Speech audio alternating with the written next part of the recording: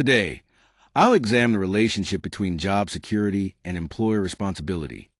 The central question is how far an employer's duty to provide stable employment should extend, especially when business conditions change or organizational decisions create uncertainty for workers. The key focus is finding the limits of that duty. We'll consider this issue through the broader framework of business environments and concepts, balancing the needs of employees with the realities employers face when managing and sustaining an organization. Job security is an employee's reasonable expectation that their employment will continue. It exists on a spectrum, rather than as a simple guarantee. At one end is formal security, supported by written contracts, union agreements, or tenure policies. These arrangements may define specific rights and protections. At the other end is informal security, shaped by workplace culture, implied promises, and norms around long-term employment. Understanding both sides is important, because employees may rely on expectations that are meaningful in practice, even when they're not explicitly written into a contract. This slide establishes a legal baseline for employment in the United States, at-will employment. Under this doctrine, either the employer or the employee may end the relationship at any time, with or without notice, and for any reason. That rule defines a starting point for employer-employee relations and sets the outer boundary of job security obligations. It applies in 49 of the 50 states. Montana is the sole exception, where employers must have good cause to terminate an employee. At-will employment gives employers flexibility, but it is not unlimited. Several important exceptions can create real legal duties.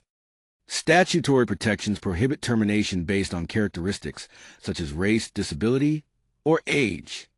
Implied contracts may arise from handbooks, verbal assurances, or consistent workplace practices, creating enforceable expectations. The public policy exception protects employees who perform civic or legally protected actions, such as jury duty, whistleblowing, or filing workers' compensation claims.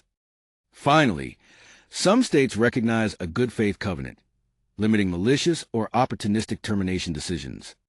Together, these exceptions significantly narrow employer discretion. When an employee has an express employment contract, the employer's obligations become significantly stronger. Termination must follow the agreement's terms, often by showing just cause or completing a clearly defined process. These protections can take different forms. Executive agreements may include severance provisions, while union collective bargaining agreements establish formal grievance and arbitration procedures.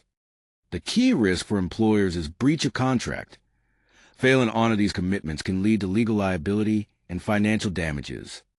In other words, the contract becomes a meaningful shield for employees and a serious obligation for employers. Collective bargaining can significantly change the balance of power between employees and employers. The key protection is a just cause standard. Employers must provide a legitimate, documented reason before terminating a union employee. Workers are also generally entitled to progressive discipline, moving from written warnings to suspension and then termination. Skipping those steps can make a firing invalid. If a dispute remains, grievance arbitration allows a neutral third party to review the decision, with possible reinstatement and back pay. Together, these protections create a more structured and accountable termination process. This slide examines the tension between business necessity and worker security. Employers may justify workforce reductions by pointing to economic pressure, restructuring, or reorganization rather than individual fault.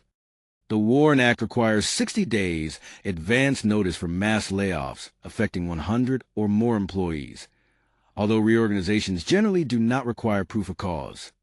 Even when a decision is economically motivated, it remains subject to legal and ethical scrutiny. Disparate impact analysis is especially important because it asks whether a seemingly neutral layoff disproportionately harms members of protected groups.